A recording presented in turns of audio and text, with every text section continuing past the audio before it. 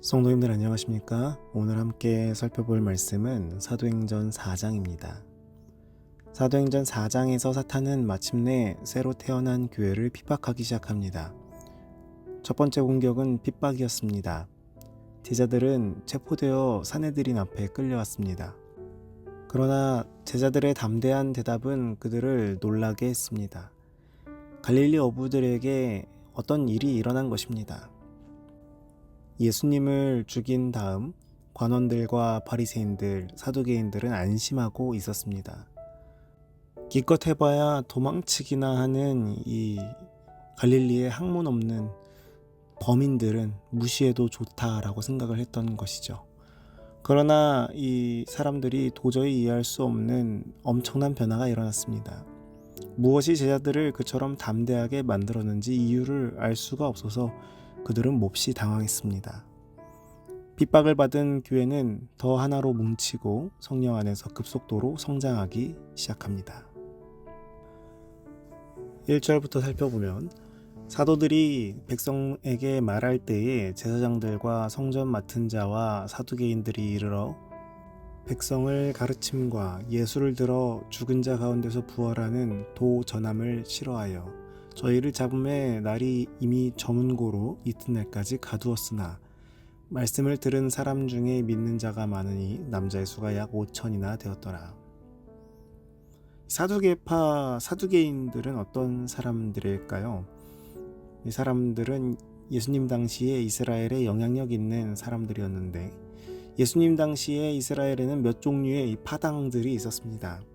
그 중에서도 바리새파 그리고 사두개파가 대표적인 것이고 그 외에 광야로 숨어 들어간 에세네파 그리고 극단적인 민족주의자들인 열심당, 헤롯을 따르는 헤롯당들이 있었습니다. 사두개파는 보수적이었으며 오직 모세오경만 인정하고 부활과 천사의 존재를 믿지 않았습니다.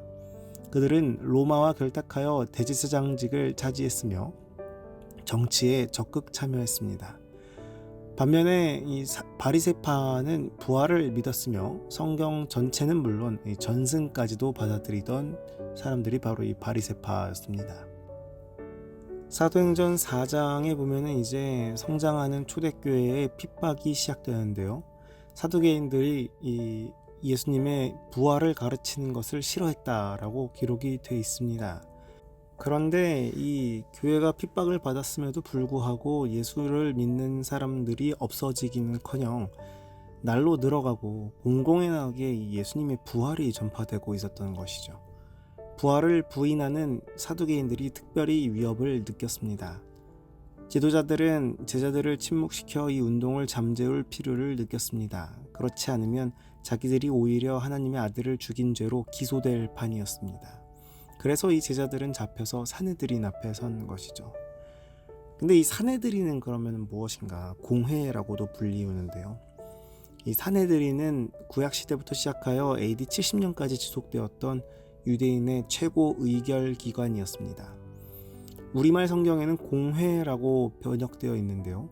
총 71명의 회원들로 구성되어 있고 대제사장이 의장이 되었습니다. 사내들인 공회에 대해 알 수 있는 자료는 신약 성경과 요세푸스의 기록 그리고 미시나 중에 사내들인 항목에 나오는 랍비들의 구전 자료들이 있습니다. 로마의 통치 하에서도 사내들인은 굴곡을 겪으면서 존속해 왔으나 AD 70년 예루살렘이 함락되자 사내들인도 마침내 영구히 폐지되었습니다. 사내들인은 주로 종교 문제와 민사 사건들을 처리했으며 사형을 집행할 권리는 없었으나 스테반의 처형처럼 예외도 있기는 했습니다.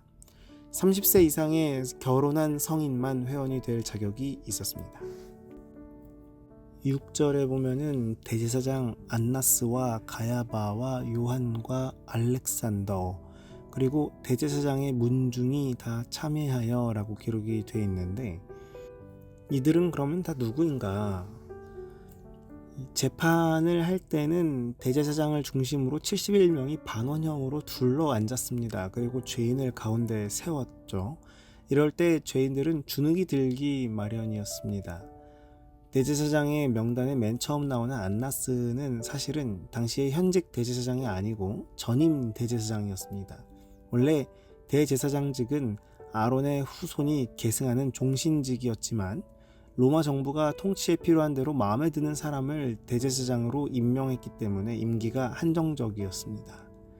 안나스는 AD 6년부터 15년까지 9년 동안 대제사장으로 있었던 원로이며 퇴임 후에도 자신의 가문에서 7명이 연속하여 대제사장 직분을 독점함으로써 유대 사회에서 최고의 영화를 누리며 사내들인의 배후에서 권력을 휘두른 사람이 바로 이 안나스였습니다. 예수님과 초대교회 당시의 현직 대제사장은 안나스의 사위인 가야바였습니다. AD 18년부터 36년까지 28년 동안 재임했는데 예수님의 처형과 스데반의 순교가 바로 그의 재임 기간 중에 이루어졌습니다.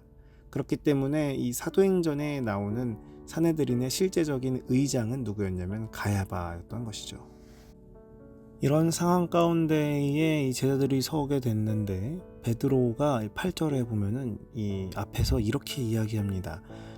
베드로가 성령이 충만하여 가로되 백성의 관원과 장로들아 만일 병인에게 행한 착한 일에 대하여 이 사람이 어떻게 구원을 얻었느냐고 오늘 우리에게 질문하면 하면서 이렇게 쭉 써 있는데 굉장히 이 베드로의 대답이 담대하고 당당한 것을 살펴볼 수가 있습니다. 복음서에서 예수님을 부인하고 버린 비겁한 모습으로 나오는 베드로가 사도행전에서는 완전히 달라진 모습을 보여주고 있는 것이죠. 베드로는 성령이 충만하여서 사내들인을 오히려 꾸짖고 있는 것입니다. 무슨 권세와 네 이름으로 이 일을 행하였느냐는 그들의 질문에 베드로는 담대히 선포하였습니다. 다른 이로서는 구원을 얻을 수 없나니 천하 인간의 구원을 얻을 만한 다른 이름을 우리에게 주신 일이 없음이니라. 기독교는 오직 하나의 구원의 길만 인정합니다. 즉 그리스도를 통한 구원입니다. 그런 의미에서 기독교는 철저하게 배타적입니다. 그리스도 외에는 어떤 구원의 길도 인정하지 않는 것입니다. 이런 관점에서 보면 최근 종교다원주의나 다른 종교에도 구원의 길이 있다라고 주장하는 것은 성경의 가르침과는 전혀 맞지 않는 것이죠. 그들은 위험 있는 사내들인 앞에서 제자들은 우리는 보고 들은 것을 말하지 아니할 수 없다라고 선언한 것입니다. 오늘 우리의 고백 역시 제자들과 베드로의 고백과 같은 고백이 되기를 간절히 바랍니다. 우리는 보고 들은 것을 전하지 아니할 수 없느니라 라고 하는 이 고백을 우리 삶 가운데서 나타내며 예수님 외에는 다른 이로는 구원을 받을 수 없음을 분명하게 나타내고 주님의 보내신 빛으로서의 삶을 감당할 수 있는 귀한 자녀들 되기를 간절히 바랍니다. 우리의 신앙에 대하여 질문을 받거나 혹은 시선을 받을 때에 베드로처럼 담대히 말하고 삶으로 증거하게 되기를 간절히 바랍니다. 뿐만 아니라 이후에 나와 있는 말씀들처럼 교회나 이웃이 어려울 때에 바나바처럼 헌신할 수 있도록 마음의 준비가 되기를 바랍니다. 연말이 다가왔는데요. 이 날씨는 추워지지만 우리의 마음은 더욱 따뜻해서 성령으로 뜨거워지고 또 이웃에게 따뜻함을 전하는 우리 모두가 되기를 바라면서 말씀을 마치겠습니다. 오늘은 청년반 임설호 청년을 위해 기도하도록 하겠습니다. 하늘에 계신 아버지, 오늘도 말씀으로 하루를 시작하게 하심에 감사합니다. 주님, 오늘은 임설호 청년을 위해 기도합니다. 임설호 청년이 하고 있는 학업에 주님 함께 하셔서 어려움 당치 않도록 지혜를 허락하여 주시옵고 특별히 지혜의 근본이신 주님과 더욱더 가까워지는 경험을 언제나 하도록 인도하여 주시옵소서. 주님, 오늘 살펴본 말씀처럼 저희가 예수님 외에는 다른 이로서는 구원을 얻을 수 없다는 사실을 분명하게 기억하고 예수님에 관해서 보고 들은 것을 말하지 아니할 수 없다라고 하는 고백이 우리의 고백이 되기를 간절히 원하오니 주님 함께하여 주시옵소서. 오늘 하루도 주님께 온전히 맡겨오며 예수님 이름으로 기도합니다. 아멘.